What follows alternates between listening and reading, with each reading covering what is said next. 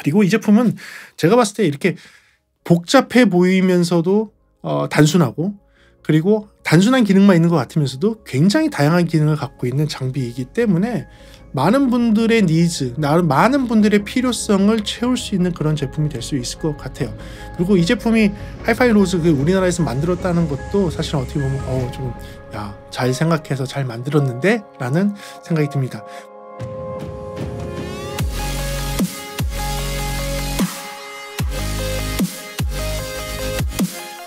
네, 안녕하십니까. 프리비전스 김도훈입니다. 오늘은 되게 독특한 장비를 한번 소개해 드릴게요. 이 장비는 DAP, 플레이어라고 얘기할 수도 있으면서 네트워크 플레이어라고 얘기할 수 있으면서 USB 재생 장비라고 얘기할 수 있으면서 덱이라고 얘기할 수 있으면서 DDC라고 얘기할 수 있으면서, 그러니까 뭐 포맷 컨버팅도 되고 아날로그 신호를 뭐 디지털로 바꿔주는 뭐 그런 역할도 할 수 있고, 뭐 여러 가지 기능을 복합적으로 갖고 있는 어떻게 보면 종합 선물 세트 장비입니다.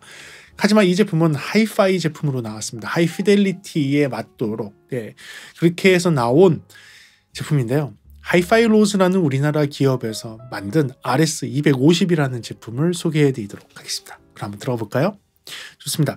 이 제품은 제가 리뷰로 의뢰를 받아갖고선 제가 받아갖고 사용을 해봤습니다. 사용을 하면서 이것저것 사용도 해보고 저희 직원도 사용을 해보고, 그리고 저희가 프로 쪽에서 사용을 하는 이 NTI 측정 장비를 갖고 기계 입출력도 한번 테스트하면서 현재 그냥 일반적인 여러분들 가정집, 아니면 사실 저희가 있는 이 장소가 여러분들의 가정집보다는 더 좋을 거예요. 환경이 더 좋은 데에서 테스트를 하겠지만, 물론 완전히 이 장비를 분석하는 아주 좋은 환경에서 아주 좋은 테스트기로 분석한 것보다는 수치가 조금 높게 나오는 게 현실입니다.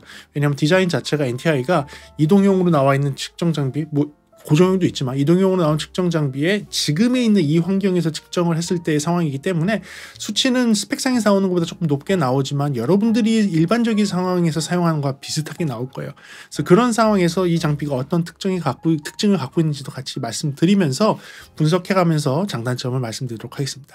그리고 특징부터 말씀드릴게요. RS250입니다.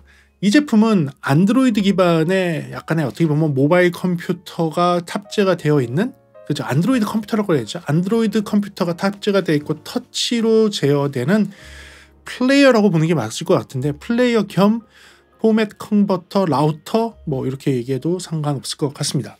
안에 블루투스 4.0 기반으로 해서 오디오를 블루투스로도 연결할 수 있도록 되어 있고요. 와이파이로 연결할 수 있습니다. 지금 보시는 것처럼 802.11, BGA, AC까지 다 되고요. 그리고 액세스 포인트의 테더링까지 가능합니다. 테더링 기능까지 가지고 있고요. 네트워크 포트도 가지고 있어요. 후단에 네트워크 포트를 사용을 해서 네트워크 1기가까지도 쓸 수 있습니다. 그거 이외에도 되게 다양한 입력 단자를 가지고 있습니다. USB도 당연히 되고요. USB도 USB A 타입이 두 개가 있습니다. 하나는 USB를 이용을 해서 외부 덱을 연결하는 것도 되고요. 그 다음에 USB를 직접 꼽아서 거기 있는 파일을 재생하는 것도 가능하고요.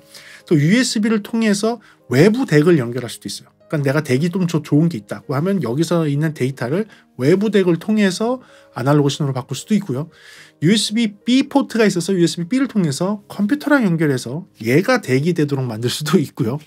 그리고 광 포트 인아웃이 다 있고, 그리고 HDMI 인풋도 있고, 아웃풋이죠. HDMI 아웃풋도 있고, 그리고 일반적인 아날로그 인아웃풋은 당연히 있고요. RCA 타입으로. 그리고 디지털, 코엑셜 디지털, SPDIF 인아웃도 함께 다 가지고 있습니다. 네트워크 포트도 당연히 있고요. 그러니까 굉장히 많은 다양한 입출력을 가지고 있습니다. 앞에는 8.8인치의 터치 스크린이 되어 있어서 안드로이드를 터치로 이렇게 제어할 수 있게 되어 있고요. ESS 플래그십 칩셋이 들어가 있습니다. 지금 보시는 것처럼 덱이 들어가는데 ES9038 Q2M 칩셋이 들어가 있고요. 그걸 통해서 32비트에 768kHz까지 PCM 신호를 처리할 수 있고요. 대단하죠. 네이티브로 DSD는 512까지 처리할 수 있습니다. 그러니까 지금 나와 있는 거의 최고급 음질을 다 재생할 수 있는 환경이 되어 있는 그 칩셋이 들어가 있습니다. HDMI 출력은 60Hz의 4K까지 가능하고요. 외장 하드도 지원합니다. 그러니까 외장 하드를 구동시킬 수 있는 USB 출력이 나온다는 거죠. 그래서 USB로는 10TB까지 외장 하드를 구동할 수가 있고 SATA에서는 4TB까지 할 수가 있습니다.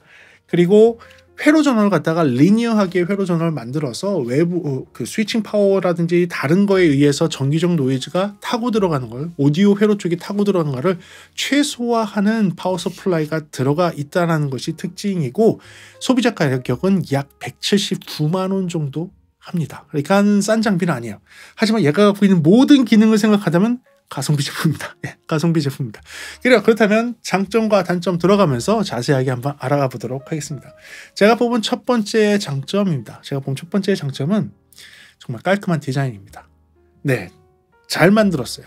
그냥 보시면 오, 이거 비싸겠다 이렇게 딱 느낌이 옵니다. 마감되어 있는 거, 지금 알루미늄으로 하우징되어 있는 이거 메탈로 다 하우징되어 있는 부분들도 굉장히 깔끔하고요. 스위치 부분이라든지 노브 부분, 터치 스크린 다 굉장히 깔끔하게 디자인이 잘 되어 있습니다. 터치도 굉장히 부드럽고 빠르게 먹기 때문에 고급스러움이 그냥 묻어나고요. 후면에 있는 아날로그 단자들 또는 SPDIF 단자들을 보게 되면 전부 다 금도금되어 있는, 금도금 처리가 되어 있는 그런 마감으로 되어 있습니다. 거기에 접지까지도 별도의 접지선도 연결할 수 있도록 되어 있는데 그 접지 부분까지도 금도금되어 있는 접지 커넥터가 되어 있을 정도로 고급스러움이 철철 넘쳐나는 제품입니다. 물론 너무 단순하다고 생각하실 수도 있어요. 너무 별거 없지 않냐, 디자인이 거의 없는 거 아니냐라고 할 수 있는데, 저는 어떻게 보면 이게 미니멀리즘으로 잘 만든 그런 제품이 아닐까 싶어요. 그래서 이렇게 깔끔하게 잘 만든 약간의 메탈로서 할 수 있는 것들은 좀 미니멀하게 만들어서 디자인을 만들어 놓은 것 그 자체를 첫 번째 장점으로 놓도록 하겠습니다. 그리고 두 번째 장점은요, 다양한 입출력이에요. 아까도 특징에서 잠깐 설명을 드렸지만 정말 입출력이 많습니다. 보통 요만한 장비에 DAP 또는 요만한 장비에 뭐 프리앰프, 요만한 장비에 뭐 이런 비슷한 류의 장비들을 보게 되면 입출력이 한계가 딱 있어요. 뭐 디지털 입력은 뭐만 되고, 뭐 보통 광하고 SPDIF까지는 되죠. 근데 이제 네트워크 플레이어로 디지털 네트워크 받을 수 있고, AP를 통해서 에어플레이도 되거든요. AP로 에어플레이도 되고, 네트워크 오디오 스트리밍 되고, USB로 연결할 수 있고, USB도 A타입, B타입이 있는데 A타입으로 그냥 USB를 직접 꼽을 수도 있고, USB 덱도 연결할 수가 있고, 그리고 컴퓨터를 연결하면 컴퓨터에 덱이 되고 얘가, 그리고 그 신호를 HDMI나 광으로 컨버팅해서 보낼 수 있고, 아날로그로 컨버팅할 수 있고, SPDIF로도 컨버팅할 수 있는 그 모든 입출력이 여기 다 있어요. 예, 그러니까 작지만 굉장히 강하고 다양한 입출력을 가지고 있어서 여러분들이 가지고 계신 그런 다른 오디오 장비들을 한꺼번에 이 장비에 다 연결해서 쓸 수 있는 아주 그런 재미있는 장비입니다. 그래서 그 부분을 두 번째 장점으로 하도록 하겠습니다. 그럼 뭐 당연히 ESS 칩셋을 쓴 것에 대해서는 장점으로 놔야겠죠. 그 중에서도 ESS 칩셋에서 가장 지금 플래그십으로 나와 있는 ES9038을 사용을 하고 있고, 거기에서도 지금 32비트에 764kHz까지 구동 가능한 거, 그리고 DSD 512까지 가능한 부분이 장점이 되겠습니다. 물론 거기까지 쓰는 사람이 많지는 않을 거예요. 근데 이렇게 하이레스 오디오, 그러니까 고해상도 오디오라는 마크를 받으려면 정말로 앞으로 나올, 이제 앞으로 음원들도 그런 음원들이 많이 나올 거예요. 앞으로 나올 무손실 또는 아주 고해상도 음원들을 받을 수 있느냐 없느냐가 중요한 때가 올 것입니다. 그걸 위해서도 지금 이런 칩셋을 한 것을 되게 좋게 생각하고요.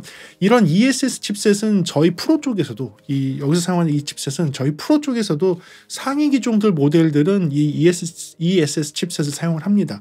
물론 ESS 칩셋이 다른 칩셋들과 비교하면 수치상에서는 조금 떨어지는 걸로 나와요. 비교를 1대1 비교를 했을 때. 그런데 프로 쪽에서는 그럼에도 불구하고 ESS 칩셋을 조금 더 선호하는 이유는 실제 오디오를 들었을 때의 그 품질이 더 좋다고 판단을 합니다. 그래서 굉장히 유명한 많은 프로의 뭐 오디오 인터페이스를 만드는 회사들이 상급 모델로 갈수록 ESS 칩셋을 쓰고 있어요. 그래서 그 칩셋을 쓴다는 것 자체만 해도 저는 박수를 드리고 싶고, 그런 부분을 따라가는 것도 굉장히 좋은 것 같아서 그 부분을 장점을 놓도록 하겠습니다. 그리고요, 그 로즈 튜브라는 게 있어요. 이 부분이 장점인데, 이걸 어떻게 했는지 모르겠지만 유튜브에 광고가 안 나오면서 유튜브 환경을 비슷하게 사용을 하면서 유튜브의 음악을 들을 수 있습니다. 물론 유튜브가 아주 고해상도 음원을 재생하는 건 아니에요. 하지만 이거를 생각해 보셔야죠. 저도 저 사무실에서 배경음악 깔아놓는 걸 그냥 유튜브 음악을 깔아놔요. 무슨 얘기냐? 유튜브에 보면 카페 음악 이렇게 해서 뭐 월요일, 화요일, 수요일 그 요일에 맞춰서 그 분위기에 맞춰서 요일별로 음악을 24시간 재생해주는 사이트들이 있습니다. 그냥 그거 링크 저 걸어놓고 틀어놔요. 처음에만 광고 스킵하면 그 뒤로는 광고도 아예 나오지도 않아요. 예. 근데 처음에 광고를 스킵하는 애들도 있지만 중간중간 한두 시간마다 광고가 들어가 있는 그런 애들도 있거든요. 근데 이 로스튜브는 어떻게 했는지 모르겠지만 유튜브에 광고가 제거되어 있는 상태에서 오디오 음원들을 거기서 선택해서 보실 수 있어요. 물론 회원 가입을 하시고 로스튜브에 들어가시면 여러분들 거기에 올라와 있는 음원 파일들을 갖다가 광고 없이 볼 수가 있는데요. 괜찮아요. 물론 음질이 이런 하이레이즈 장비에서 음질을 그 하이레이즈를 끌어당길 수 있는 유튜브 음원은 아닙니다. 그건 아닌 거는 확실히 알고 계셔야 되지만 그래서 로스튜브를 통해서 그냥 편안하게 난 그냥 백그라운드 음악 BGM을 부금이라고 하는 BGM을 그냥 틀어놓고 싶다고 했을 때 쉽게 할 수 있는 그런 것이 준비가 되어 있다.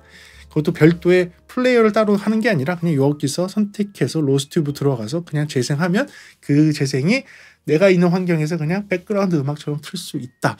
이 부분도 생각보다 매력이 있더라고요. 그래서 그 부분을 장점에 넣도록 하겠습니다.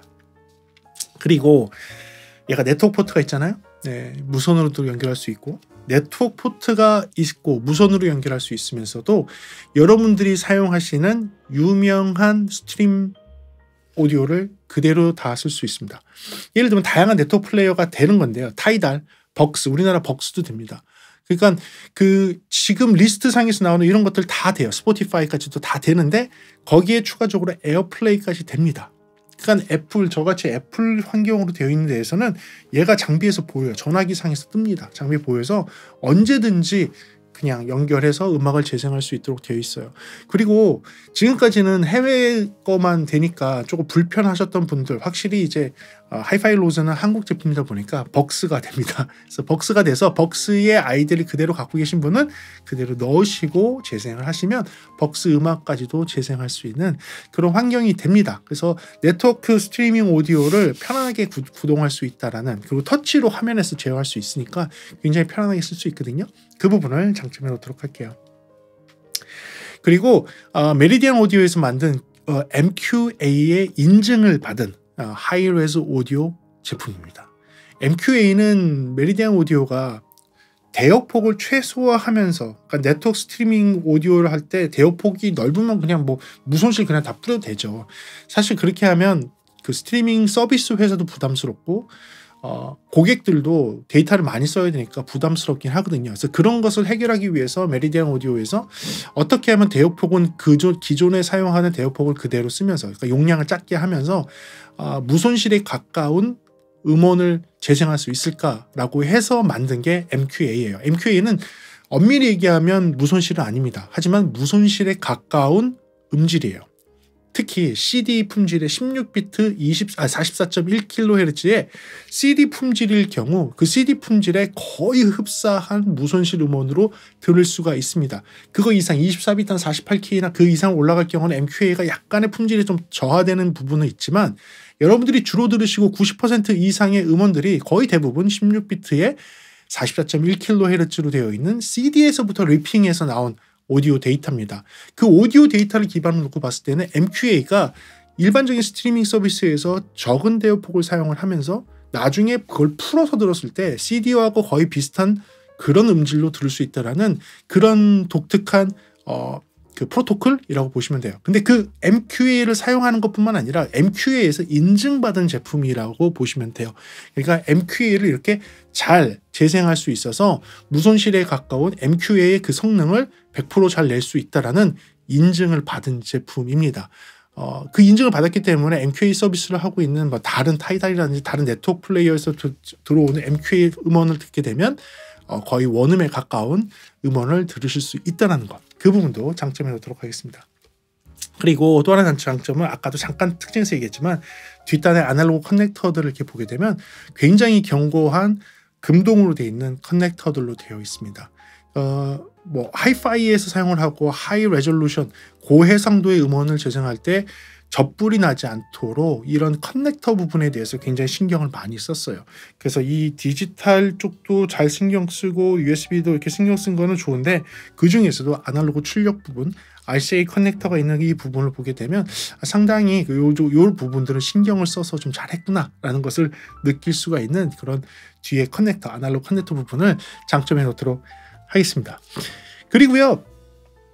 룬 레디입니다. 우리나라에서는 룬을 좀 잘 쓰지 않지만 이제 해외에서는 룬 레디로 되어 있으면 룬이라는 그런 기반 안에서 장비들끼리 서로 연동을 하고 뭐 데이터를 공유를 하고 서버에서 데이터를 주고받으면서 플레이어들끼리로 이렇게 서로 링크를 할 수 있는 네트워크 기반의 그런 인증, 룬이라는 인증이 준비가 되어 있어요. 아직은 우리나라에서는 잘 쓰진 않지만 언젠가는 우리나라도 이제 많이 쓰게 되겠죠. 그게 가능하니까 전 세계에서는 사실 그래서 평이 되게 좋습니다. 이 제품이 여러 가지와 함께 이렇게 구성을 할 수가 있고 타 제품들도 하고 링크를 잘 할 수 있는 룬 레디인 상태가 우리나라에서 아직 조금 부족하지만 해외에서는 잘 쓰고 있고 룬을 이미 쓰고 계시는 분들이라면 이게 어떠한 의미인지는 아실 것 같아서 그 부분을 장점해 놓도록 하겠습니다. 그리고 저는 사실 굉장히 마음에 들었던 장점은 에어플레이가 된다는 것이었습니다. 예, 안드로이드 기반의 인베디드 PC가 들어가 있는 네트워크 플레이어, 네트워크 DAC, 뭐 포맷 컨버터, DCC일 수 있어요. 그런데 그럼에도 불구하고 안드로이드 기반임에도 불구하고 에어플레이가 됩니다. 그래서 여러분들 아까 설명드린 것처럼 제 폰에서 네트워크상에 붙어있기 때문에 전원만 꼽으면 무선으로 붙기 때문에 이 장비가 보여요. 예, 이 장비가 보여서 그냥 바로 연결해서 쓸 수가 있습니다. 그리고 그거 외에도 뭐가 되느냐, 네트워크 앱이 됩니다. 그러니까 핸드폰이나 아이패드에서 앱을 통해서 제어할 수도 있고 컴퓨터용 프로그램도 있습니다. 그래서 컴퓨터용 프로그램을 통해서 이 기기를 아주 쉽게 제어할 수가 있어요. 물론 이거는 좀 이런 거에 익숙하지 않으신 모바일 앱에 익숙하지 않으신 분들한테는 좀 불편할 수 있지만 젊으신 분들 모바일 앱에 조금 익숙하시고 컴퓨터에 익숙하신 분들은 컴퓨터에서 그냥 제어 프로그램 딱 띄워서 얘가 다른 곳에 있어도 네트워크상에만 붙어 있으면 무선으로 붙을 수 있으니까요. 네트워크상에 붙어 있으면 내가 재생도 에어플레이로 할 수도 있지만 그거 외에도 앱을 통해서 기기를 인아웃을 제어를 하고 볼륨을 제어를 하고 이렇게 포맷을 이렇게 컨버팅하는 것들을 다 설정을 바꿔서 할 수 있습니다. 그런 앱이 존재하고 네트워크로 재생까지 가능한 네트워크로 제어가 굉장히 잘 되는 제품이라는 것을 장점해 놓도록 하겠습니다. 그리고 마지막 장점은 저는 합리적인 가격이라고 생각합니다. 무슨 얘기냐? 179만 원이 뭐가 쌉니까? 저는 싸다는 얘기를 하는 게 아니에요. 싸다는 얘기하는 게 아니라 얘가 할 수 있는 능력을 놓고 본다면 179만 원이 저렴한 겁니다. 네, 다른 애들은 예를 들면 DAC만 갖고 179만 원 할 거예요. 아니면 이런 네트워크 플레이어 기능만 갖고 179만 원 할 수 있습니다. 아니면 뭐 이런 스위칭 할 수 있는 이런 기능들, 포맷 컨버팅을 할 수 있는 기능들, 아날로그를 디지털로 바꿔주고 디지털을 다른 포맷의 디지털로 바꿔주는, 또 디지털 신호를 다시 아날로그 신호로 바꿔주는 이런 기능이 갖고 있는 장비가 100만 원이 넘을 거예요. 예. 그런데 얘는 그게 그냥 다 들어가 있는 거예요. 물론 이게 단점도 될 수 있어서 단점을 잠깐 얘기를 하겠지만 이게 다 들어가 있는 거야. 한 장비예요. 그러니까 이 장비는 하나를 사게 되면 일석이조가 아니라 1조, 3조, 4조, 5조 이렇게 되는 거예요. 그러니까 한 장비로 할 수 있는 게 굉장히 많기 때문에 저는 179만 원이라는 그 금액이 저는 비싸지 않다고 생각합니다. 오히려 좀 저렴하다고 생각합니다. 그래서 그게 저한테는, 여러분들한테는 어떻게 판단할지 모르겠지만 제 기준으로 판단할 때에는 장점이 됐습니다. 예, 장점이 맞습니다. 그래서 그 부분을 마지막 장점에 놓도록 하겠습니다. 네, 그래서 단점이 없을까요? 단점이 좀 있습니다. 그 단점하고 제가 조금 측정을 했을 때 있는 그런 특징들하고 몇 가지에 대해서 이야기를 해보도록 할게요. 첫 번째 단점입니다. 첫 번째 단점은 디지털하고 아날로그 출력 방식을 둘 다 동시에는 쓸 수는 없습니다. 무슨 얘기냐?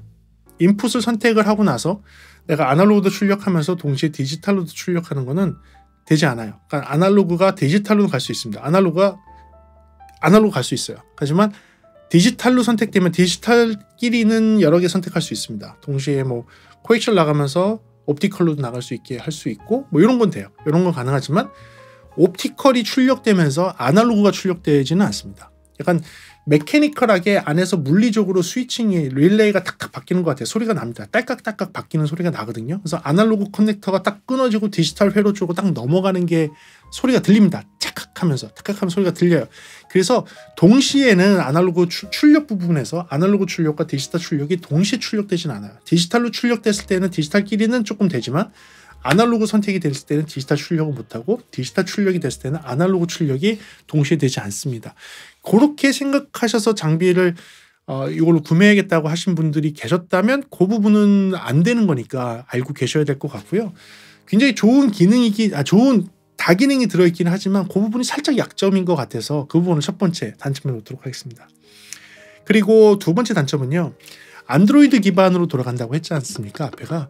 그래서 만약에 안드로이드 기반이면 안드로이드 폰처럼 앱을 구글 플레이 같은 데서 다운받아서 좀 깔아놓고 내가 쓰고 싶은 앱을 갖다가 재생하고 싶은데 그건 되지 않습니다. 물론 앱스토어는 있어요. 그래서 하이파이 로즈에서 제공하는 그런 앱들을 조금 다운받아서 여기다 추가를 하거나 업그레이드를 시킬 수는 있습니다. 그렇지만 안드로이드임에도 불구하고 안드로이드에서 사용을 하는 다른 류의 앱들을 여기다가 깔 수는 없어요. 그게 한계죠, 한계. 단점이라기보다는 그건 그냥 한계라고 생각하시면 될 것 같아요. 그럼에도 불구하고 물론 하이파이 로즈 홈페이지 들어가서 좀 앱들을 갖다가 업그레이드하거나 뭐 좀 추가할 수는 있으니까 그런 부분들 한번 검토를 해보시고요. 안드로이드 기반이라고 해서 모든 앱들을 다 여기다 깔아서 쓸 수는 없다는 거 꼭 기억하시기 바라겠습니다. 그리고 요거는 단점이 맞는 것 같아요. 앞에 두 부분은 아쉬운 점이라면 이제부터는 조금 단점이 맞는 것 같은데 덱으로 사용이 가능합니다. 뭐 덱으로도 제가 측정을 하고 값들을 조금 놔뒀는데 덱으로 사용이 가능해요. 그게 무슨 얘기냐? USB-B 커넥터를 갖고 컴퓨터를 연결하게 되면 컴퓨터에서 얘를 오디오 인터페이스로 인식을 합니다. 오디오 인아웃으로 인식을 해요. 그래서 좋죠. 그렇게 인식하니까. 그러면 여기에 있는 디지털 출력 부분이나 아날로그 출력들로 사용을 할 수가 있어요. 그러니까 뭐 여기에 오디오 장비가 앰프가 연결되어 있고 스피커가 연결되어 있으면 컴퓨터를 연결하면 컴퓨터의 오디오 소리가 얘를 통해서 스피커로 나올 수 있게 할 수 있다는 거죠. 그런데 그것을 사용을 할 때 USB 덱으로 활용을 할 때 USB-B 타입으로 연결해서 사용을 할 때 앞면에 있는 3.5파이 이어폰 단자는 동작하지 않습니다. 이거 왜 이렇게 했을까요? 왜 이렇게 했을까요? 이건 좀 아쉬웠어요. 왜냐면 뒤에 아날로그 오디오 출력은 나오는데 이쪽에 그 앞쪽에 있는 그 3.5파이의 그 아날로그 출력은 나오질 않아요. 그러니까 사실 USB 덱으로 썼을 때 이어폰이나 헤드폰을 쓰는 경우들이 좀 있잖아요. 그거는 쓰지 못한다는 거예요. 컴퓨터를 얘에다가 물려서 사용을 하면서 이어폰이나 헤드폰을 여기 연결해서 쓸 수가 없다는 거죠. 아쉬웠어요. 요건 됐으면 좋겠어요. 3.5파이로 출력이 나왔으면 좋겠습니다. 이 앞에 있는 거와 뒤에 있는 RCA 아날로그 단자가 아마도 비슷한 회로 루트를 쓰고 있을 텐데 왜 그걸 안 되게 했을까요? 그게 조금 아쉽더라고요. 그래서 그 부분을 단점에 놓도록 하고요. 같은 비슷한 단점입니다. 덱으로 사용을 했을 때 전면에 있는 이 볼륨 제어 있죠. 전면에 있는 볼륨 제어가 되지 않습니다. 그러니까 재생 장비에서만 볼륨이 가능합니다. USB 덱으로 쓴다는 얘기는 컴퓨터죠. 컴퓨터 볼륨에서 컴퓨터 안에서만 볼륨이 가능하고 여기서는 볼륨 제어가 되지 않습니다. 요거는 가능할 수 있거든요. 왜냐면 USB 커넥터를 사용해서 컴퓨터를 하게 되면 이 앞단의 볼륨 조절 이게 컨트롤러예요. 이게 사실 아날로그 컨트롤이 아니거든요.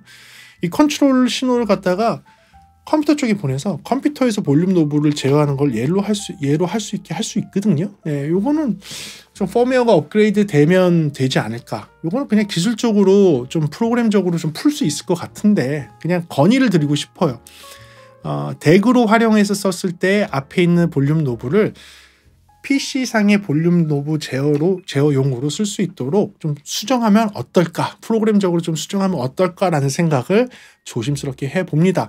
지금은 현재는 안 되게 되어 있어요. 그래서 USB 커넥터를 연결해서 컴퓨터랑 연결했을 때에는 앞에 있는 전면 볼륨 노브는 사용하지 못하고 얘 자체는 풀 파워로 나오게 돼 있고 볼륨 조정은 컴퓨터에서만 가능하도록 돼 있다는 것이 단점이 되겠습니다. 그리고 아마 요 단점 때문에 그 많은 커뮤니티에서 얘에 대한 음질적 이슈를 살짝 얘기하는 부분이 있는 것 같아요. 뭐 저도 좀 조사를 해보니까 많은 분들이 이 장비는 정말로 가성비 갑이다.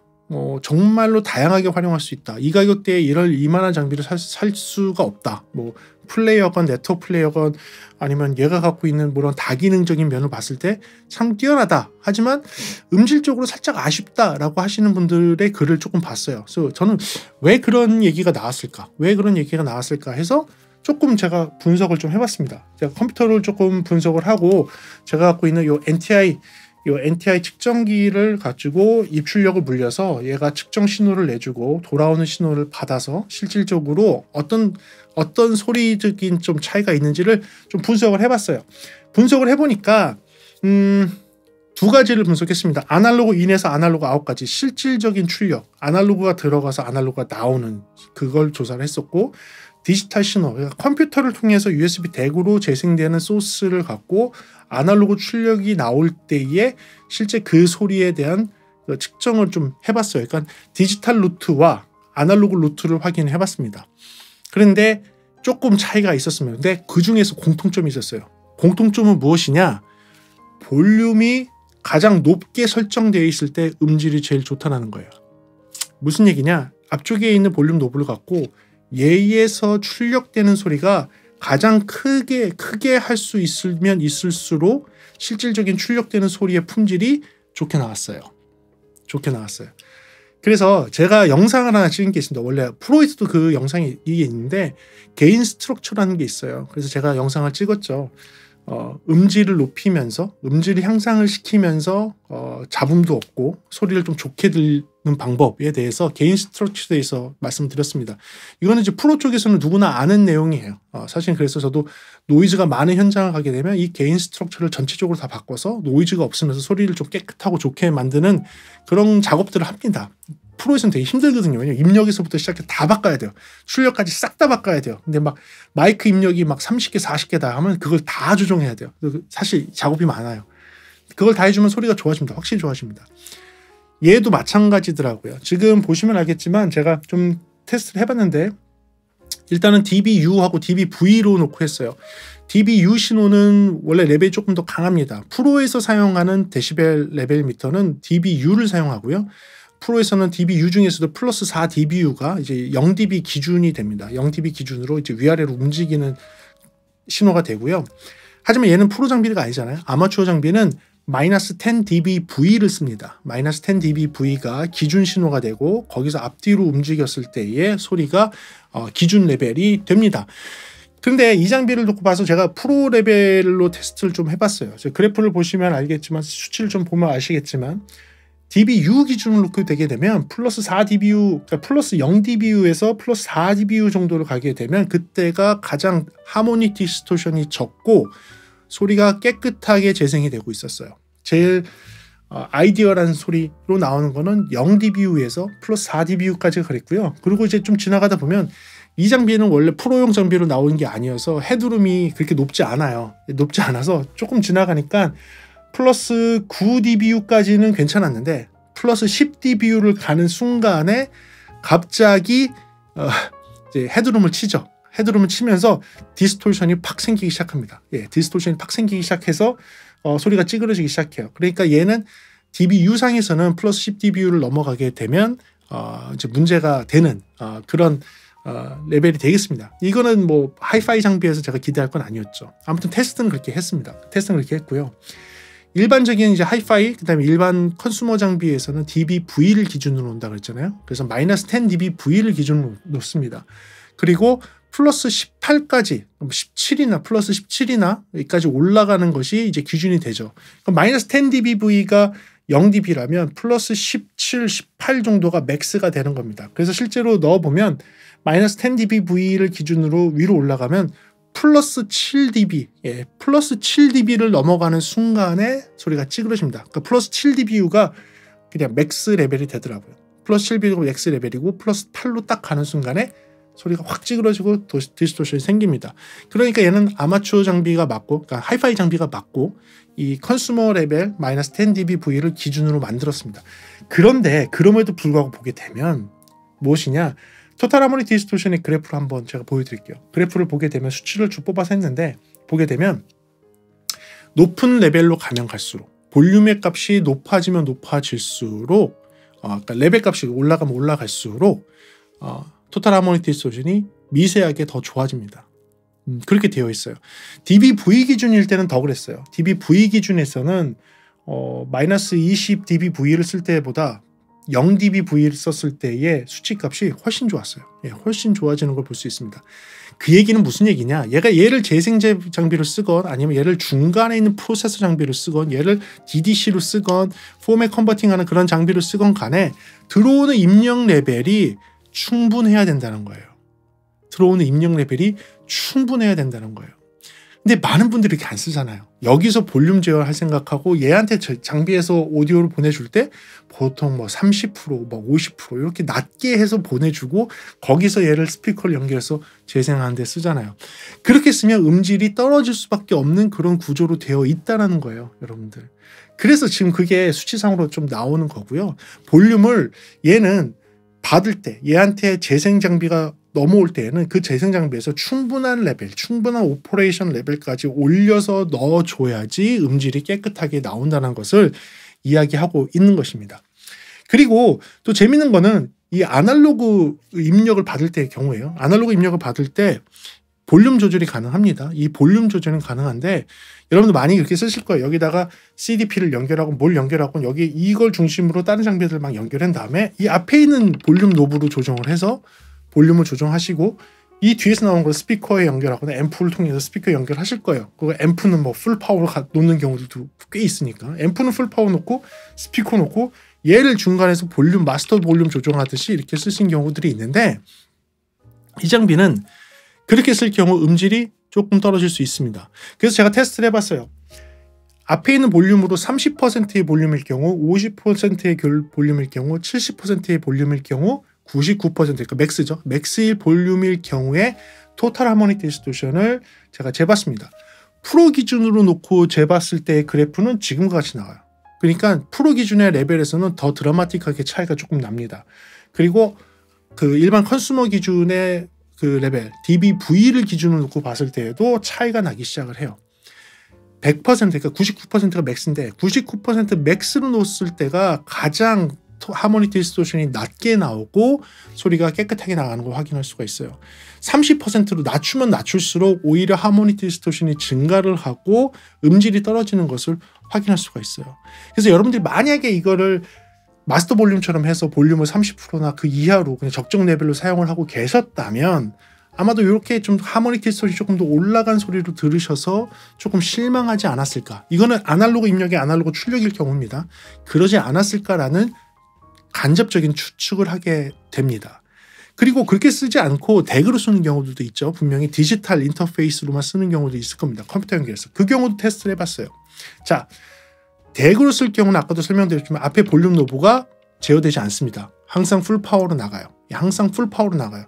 그렇다면 어디서 레벨을 조정할 수 있을까요? 100%인 상태에서 어디서 볼륨할 수 있을까요? 그 경우는 어떻게 되느냐? 지금 보게 되면 컴퓨터 상에서 20%, 40%, 60%, 80%, 100% 그러니까 컴퓨터 상에서 조절할 수 있겠죠. 그래서 제가 컴퓨터 상에서 조절해서 하모닉 디스토션을 한번 재봤습니다.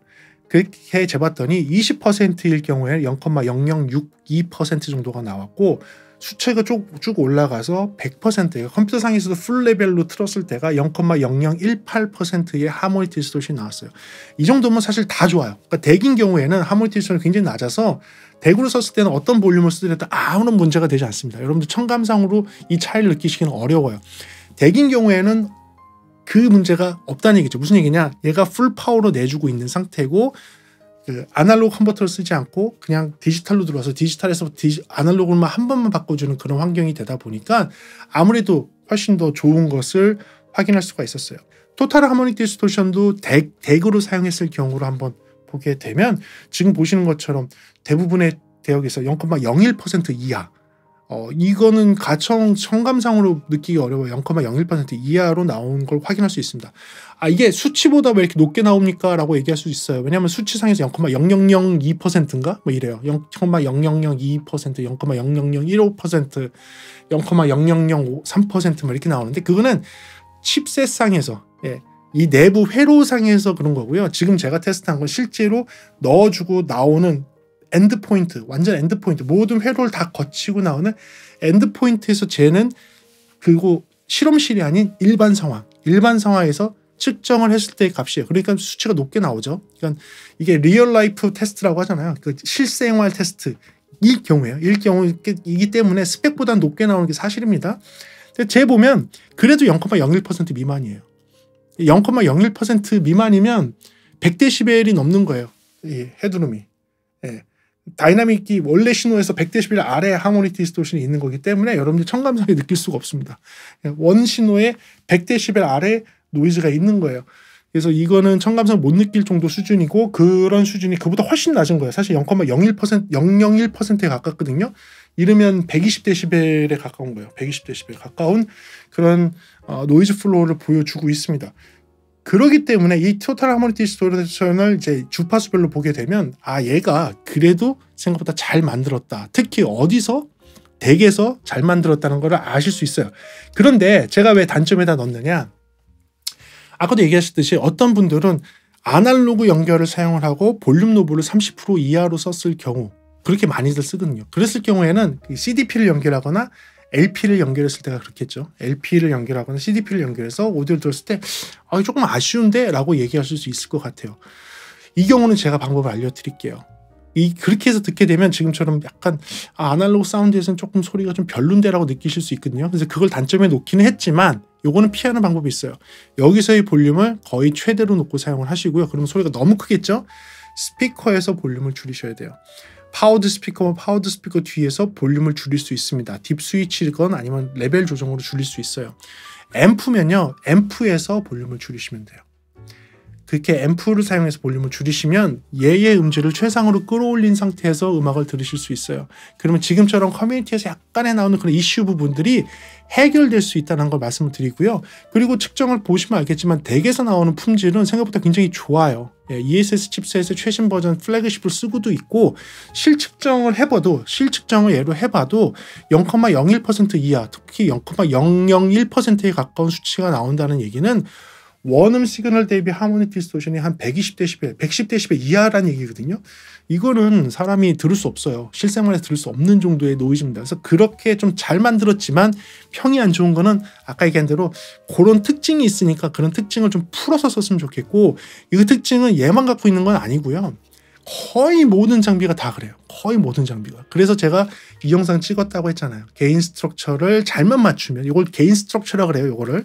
게인 스트럭처를 잘만 맞추면 훨씬 더 깨끗하고 좋은 소리를 즐길 수 있다는 영상도 한번 보시면 제가 어떤 얘기를 하는지 이해가 되실 겁니다. 그래서 이게 좀 단점일 수 있어요. 일반적인 상황에서는. 그래서 그 일반적인 상황에서 단점일 수 있다. 그래서 최대한 99%의 맥스 볼륨으로 쓸 수 있도록 노력하도록 하는 그런 게인 스트럭처를 맞춰놔야지 좋은 음질로 들을 수 있다는 게 한계적인 한계가 될 수 있을 것 같습니다. 그리고 마지막 단점은요. 이 장비가 지금 터치로만 되고 이렇게 되다 보니까 사실은 일반인들이 쓰시기에 조금 불편하실 수 있어요. 일반인들이 쓰시기에는 그러니까 이런 컴퓨터에 익숙하지 않고 터치스크린이라든지 모바일 디바이스에 익숙하지 않으신 분, 앱에 익숙하지 않으신 분, 컴퓨터에 익숙해서 컴퓨터로 제어하는 게 익숙하지 않으신 분한테는 이거는 어려울 수 있어요. 그러니까 일반적으로 스위치가 나와 있고 노브들이 나와 있어서 이것을 키고 이 버튼만 단순하게 누르면 스위치가 전환되고 하는 게 아니라 터치해서 들어가야 돼요. 찾아서 들어가서 입력을 바꿔야 되고요. 거기서도 옵션도 켜야 돼요. 볼륨을 제어하고 싶으면 거기서 옵션 들어가서 이거 볼륨이 같이 연동되게 바꿔야 되고요.